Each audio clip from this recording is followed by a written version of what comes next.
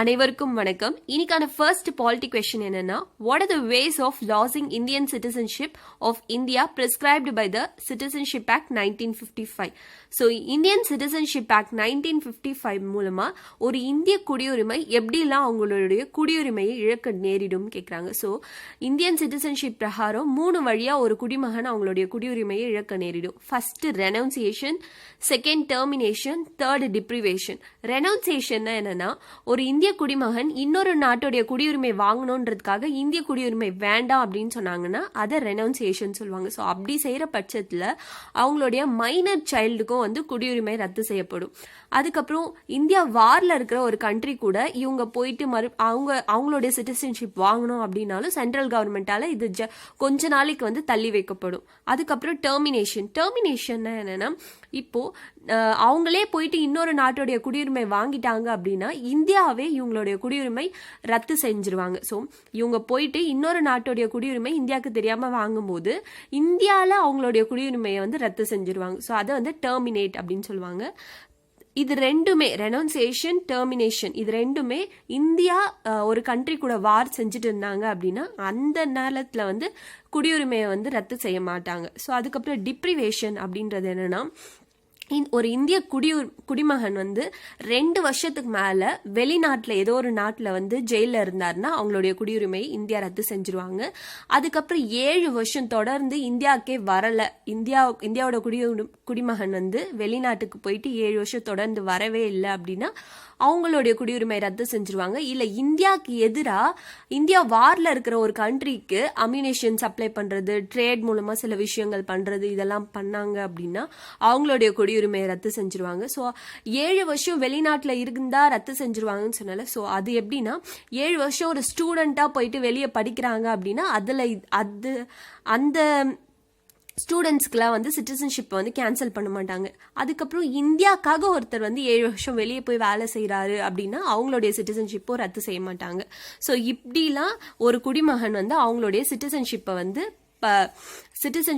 பறி போயிடும். So first A ரெனவுன்சியேஷனும் கரெக்ட் தான், பி டெர்மினேஷனும் கரெக்ட் தான், சி டிப்ரிவேஷனும் கரெக்ட் தான். So answer is all the above. அடுத்தது second question. India dash constitution for both the centre and the states அப்படின்னு கேட்குறாங்க. இந்தியாவில் எப்படிப்பட்ட கான்ஸ்டியூஷன் இருக்கு அப்படின்னு கேட்குறாங்க. இந்தியாவில் எப்படிப்பட்ட அரசியல் அமைப்பு இருக்குன்னு கேட்குறாங்க. ஏ டியூவலா. ஸோ டியூவல் அப்படின்னும் போது 2 இருக்கான்னு கேட்குறாங்க. 2 கான்ஸ்டியூஷன் கிடையாது. ஸோ அதுக்கப்புறம் பி செப்பரேட், ஒவ்வொரு ஸ்டேட்ஸ்க்கும் தனித்தனியாக கான்ஸ்டியூஷன் இருக்கான்னு கேட்குறாங்க. கிடையாது. So C accept Jammu and Kashmir all have single constitution. Jammu and காஷ்மீரை தவிர இந்தியா முழுமைக்கும் ஒரே மாதிரியான கான்ஸ்டியூஷன் இருக்கா, அரசியல் அமைப்பு இருக்கா அப்படின்னு கேட்குறாங்க. இந்த கொஸ்டினை 5th ஆகஸ்ட் 2019 முன்னாடி கேட்டிருந்தா இதுதான் கரெக்ட் ஆன்சர். என்னன்னும் போது நமக்கு 370 பற்றி பார்க்கணும். 370 அப்படின்றது நம்ம எல்லாருக்குமே தெரியும், ஜம்மு அண்ட் காஷ்மீருக்கான சிறப்பு அந்தஸ்து. அது இப்போ இருக்கான்னு கேட்டால் கிடையாது. 5th ஆகஸ்ட் 2019 அன்னைக்கு அதை நம்ம எடுத்துட்டோம்.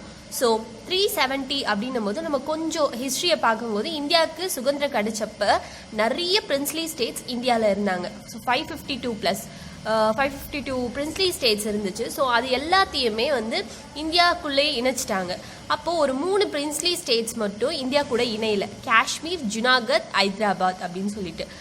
ஹைதராபாத்தை நம்ம போலீஸ் ஆக்ஷன் மூலமாக இந்தியாவுக்குள்ளே இணைச்சிட்டோம். ஜுனாகத்தை பீப்புள் ரெஃபரண்டம், மக்களுடைய வாக்கெடுப்பு, நீங்கள் இந்தியாவுக்கு போகிறீங்க, இந்தியாவில் இருக்கீங்களா இல்லை பாகிஸ்தானுக்கு போகிறீங்களா அப்படின்னு கேட்டு பீப்புள் எங்கே போகணும்னு நினைக்கிறாங்கன்னு சொல்லிட்டு பீப்புளோட ரெஃபரண்டம் வாக்கெடுப்பு வச்சு ஜுனாகத்தை இந்தியாவுக்குள்ளே சேர்த்துட்டோம். இன்னும் ஒரே ஒரு தான் காஷ்மீர் மட்டும் இருக்குது. ஸோ காஷ்மீரை பற்றி சொல்லணும் அப்படின்னா, காஷ்மீரை ஆண்ட மன்னன் ராஜா ஹரிசிங் ஒரு ஹிந்து, அங்கே இருக்கிற மக்கள்லாம் முஸ்லீம்ஸ்.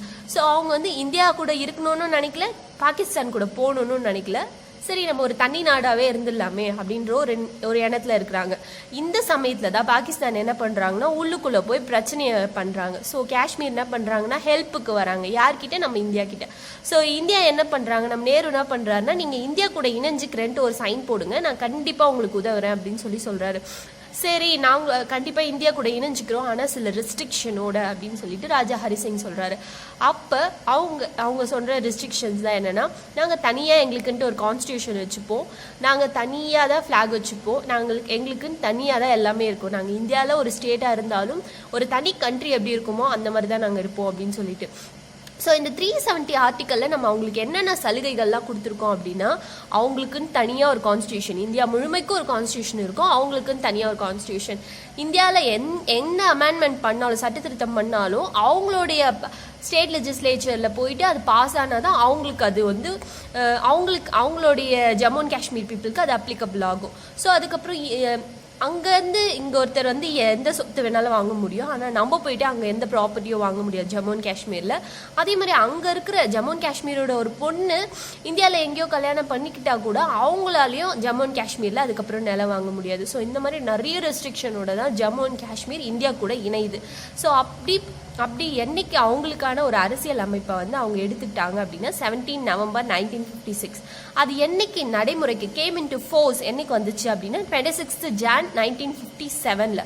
ஸோ 370 இவ்வளோ கான்ஸ்டியூஷன், இந்த மாதிரி தனியாக ஒரு கான்ஸ்டியூஷன், இந்த மாதிரி நிறைய சலுகைகள் கொடுத்து அதை நம்ம என்னைக்கு வாங்கிக்கிட்டோம் அப்படின்னா 5 ஆகஸ்ட் 2019. இன்னும் சொல்ல போனால் அது வந்து ஒரு டெம்பரவரியாக கொடுக்கப்பட்டது தான் சில சலுகைகள்லாம். அதை வந்து நம்ம என்னைக்கு எடுத்துக்கிட்டோம் அப்படின்னா 5 ஆகஸ்ட் 2019 அன்னைக்கு. ஸோ நம்மளோட ஆன்சர் என்னன்னா சிங்கிள் தான். ஏன்னா இந்தியாவில் இருக்கிற எல்லாருக்குமே ஒரே அரசியல் அமைப்பு தான் இப்போ. ஏன்னா ஜம்மு அண்ட் காஷ்மீருக்கும் நம்ம ரத்து செஞ்சுட்டோன்றதுனால. ஸோ ஆப்ஷன் டி தான் கரெக்ட் ஆன்சர். அடுத்த question, who summons the state legislature அப்படின்னு கேட்குறாங்க. யாரு சட்டமன்றத்தோடைய முதல் கூட்டத்தொடரை தொடங்கி வைப்பாங்க அப்படின்னு கேட்குறாங்க. ஸோ சட்டமன்றத்தோட முதல் கூட்டத்தொடரை யார் தொடங்கி வைப்பாங்கன்னா கவர்னர். இதுவே பாராளுமன்றமா இருந்துச்சு அப்படின்னா அதோடைய முதல் கூட்டத்தொடரை யார் தொடங்கி வைப்பாங்கன்னா குடியரசுத் தலைவர் அவர்கள் வந்து தொடங்கி வைப்பாங்க. ஸோ அதுக்கப்புறம் செகண்ட் கொஸ்டின், அதுக்கு அடுத்தது fourth question, how many members can be nominated by the president of India to the Lok Sabha. லோக்சபாக்கு எத்தனை பேரை குடியரசு தலைவர் நியமிப்பாரு அப்படின்னு கேக்குறாங்க. சோ லோக்சபா அப்படின்னும் போது 552 பேர் அரசியல் அமைப்பு ரீதியா இருக்கணும். ஆனா இப்ப எவ்வளவு பேர் இருக்காங்கன்னா 545 பேர் இருக்காங்க. சோ இந்த 545 பேரை 2 பேர் வந்து குடியரசுத் தலைவர் அவரே ரெக்கமெண்ட் பண்ணலாம். ஸோ அவரே வந்து நியமிக்கலாம். ஆங்கிலோ இந்தியன் கம்யூனிட்டியா இருக்கணும், அது மட்டும் தான் கிரைட்டீரியா. பட் அவர் யாரை நினைக்கிறாரோ அவங்க 2 பேரை தேர்தல் இல்லாம நியமிக்கலாம்.